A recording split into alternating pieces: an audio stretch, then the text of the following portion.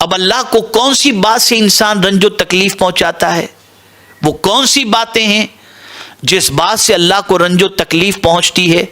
تو اس کو آگے منشن کیا گیا، لوگ اس کے لیے اولاد ثابت کرتے ہیں جس سے وہ پاک اور منزہ ہے۔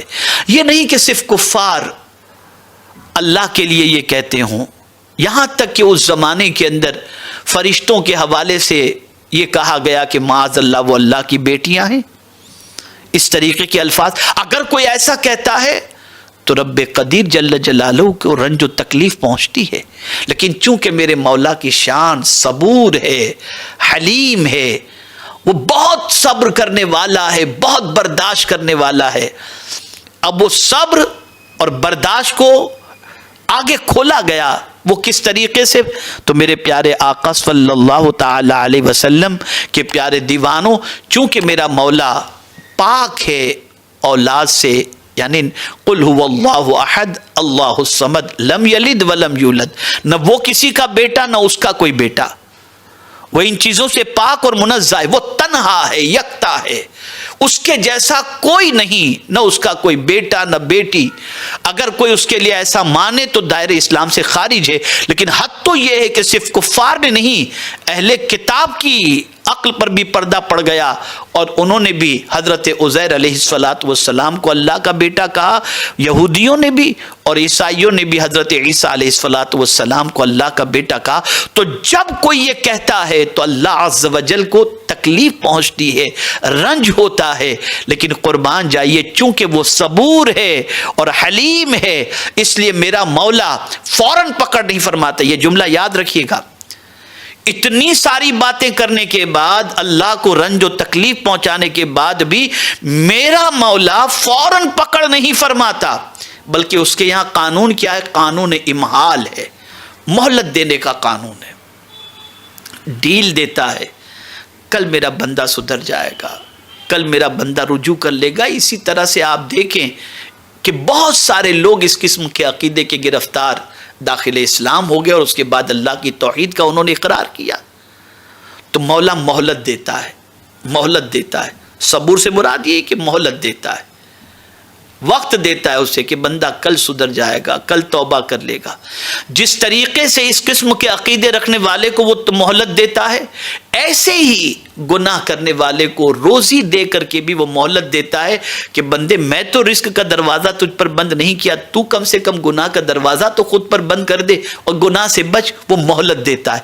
کبھی کسی جرم کے باوجود اگر اللہ کی پکڑ فوراً نہ ہو تو ڈرو کہ یہ اس کی طرف سے امہال ہے، وہ مہلت دے رہا ہے، اور پھر جب اس کی پکڑ ہوتی ہے تو دنیا کی کوئی طاقت اس کی پکڑ سے نہیں بچا سکتی۔ ان بطش ربک لشدید، بے شک تیرے رب کی پکڑ بہت سخت ہے۔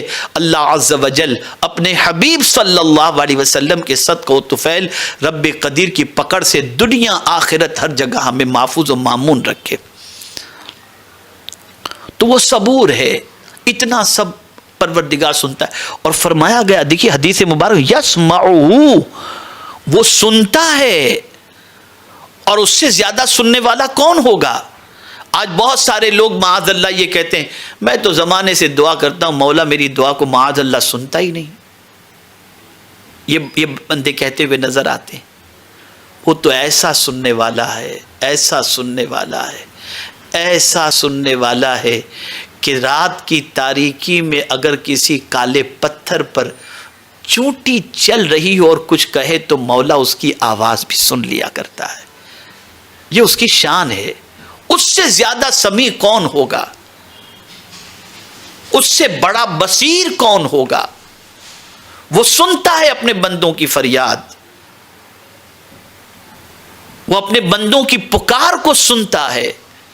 وہ سب سے بڑا سننے والا ہے، اس سے بڑا کوئی سننے والا ہے ہی نہیں، اور سب کو سننے کی طاقت ملی ہے اسی کے دیے سے ملی ہے۔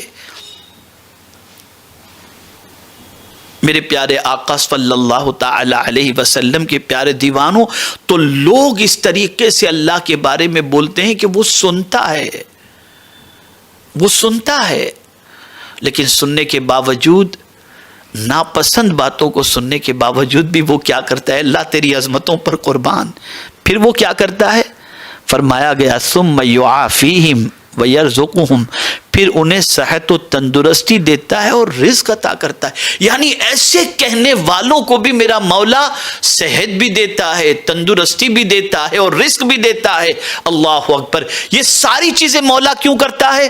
تاکہ بندہ سنور جائے. اسے مہلت دی جاتی ہے کہ میرے بندے اب سنور جا، میرے بندے میں تجھے رزق دے رہا ہوں، میرے بندے میں تجھے صحت دے رہا ہوں، یہ سب کچھ میں دے رہا ہوں، میرے بندے تو سنور جا اور میری پکڑ سے تو ڈر اور میری گرفت سے تو ڈر. تو پتہ یہ چلا میرے رب کی شان بہت عرف و اعلیٰ ہے.